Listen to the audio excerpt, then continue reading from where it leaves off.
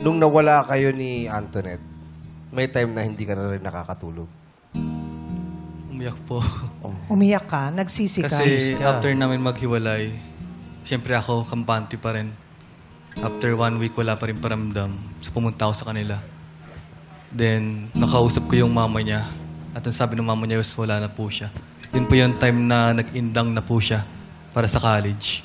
Lumipat na ng eskwelahan. Yes po. Umalis Bali, na ng that time po tuluyan. is grade 12 po ako. Siya college na po. Graduate na po siya ng senior high. So, lumipat po siya ng school. Then, hindi ko po alam na kung kailan. Tapos pagpunta ko po sa kanila, sabi po ng parents niya na wala na po siya.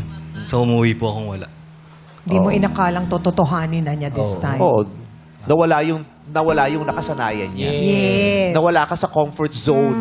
Kasi ang, 'di ba, ano niya yun parang pangkaraniwang na nangyayari sa kanya yun. Magluloko siya, mabubuking, laylo, bate, okay siya ulit. Yeah, Wala nasanay siyang siya. problema.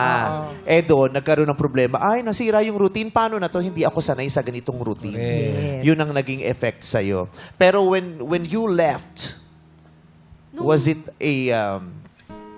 Sa akin po, nung nakipaghiwalay ako sa kanya, I know na big decision yun. Kasi sa 2 years and 10 months po namin is never kong sinabi sa kanya na mag-break na tayo, hiwalay na tayo. For the very first time, sinabi ko sa kanya na break na tayo. Tama yung naging decision mo. Tama po, and then mas pinili ko na lang yung feelings ko.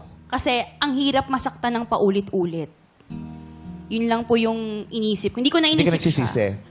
Hindi po. Kasi parang ang dami ko nang binigay na chance eh. Yeah. Pero wala namang nagbabago. So, Mas gumanda ang buhay mo nung nawala siya. nagumanda naman po in the way na nagiging okay ako sa mga ibang bagay. Mas sumaya ka. Yes, kasi mas nagagawa ko yung mga gusto kong gawin. Mas gumanda ka. Yes. Mas nakakatulog ka na. Super himbing. Mas panatag ka.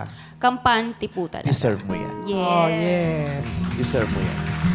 Tapos ikaw di ka na nakakatulog. Nalungkot ka. Malungkot po. Umiyak ka.